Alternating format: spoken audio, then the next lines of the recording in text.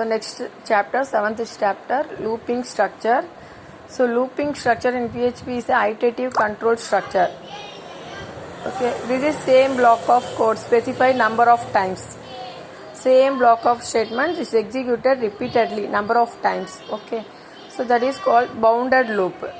So here we have 4 types of loops: for loop, while loop, for each loop, do while loop. So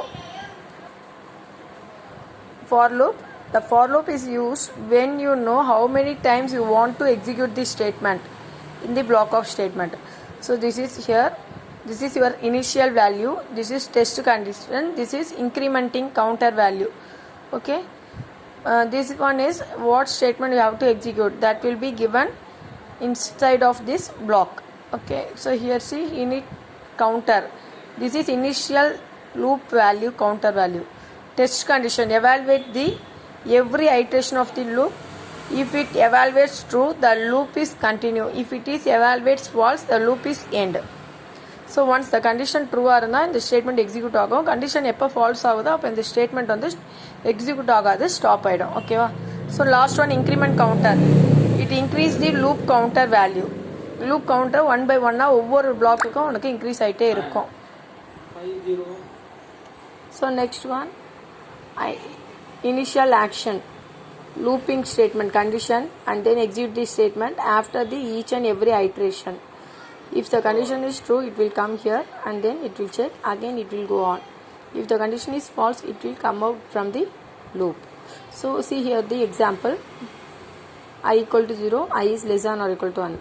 If condition is true, it will come here and then increment, again it will go to there. Okay, if the condition is false, it will come out from the loop. Okay, see the example, I equal to 0, I is less than or equal to 10, I plus plus. So I value is 0 means it will come and print. Okay, again it will increment and then go here. Now I value is 1, again it will come and print. See here. Okay, like that it will print up to 10. After 10 it will come 11. So 11 is less than or equal to 10, condition is false, it will come out from the loop. So next one, for each loop. For each loop is nothing but a, it is normal loop only, but it will running on the array, inside of array. Okay, so in this array here we use key value and then array value. See here, array as a key value that is passed on this for each loop. See here, sequence of values, sequence 18, 20, 32. For each loop, x of sequence means it will print on each and every time 18, 20, 32, like that it will, in this sequence it will printing. Okay, see the example, PHP student name array, like that. Okay, for each student name as a key value. See here, echo print student value, this value, student name தான் value சொல்லியிருக்கோம். So இந்த வேரியபிளை நம்ம இங்கே print பண்ணியிருக்கோம். ஓகேவா?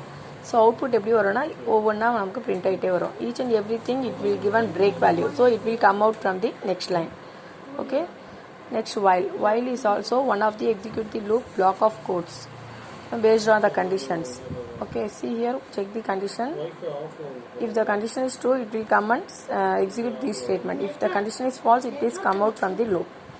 See the example, student count 10, student number is 1. See while statement, student number is less than or equal to student count, 1 is less than or equal to 10. If the condition is true, then it will come and print this statement. If the condition is false, it is come out from the loop. See, this is the output for that. Next one, do while. So while and do while both are similar, but here this two and while condition is here, that small changes. So main difference is, if the condition is true, then it will execute the while once.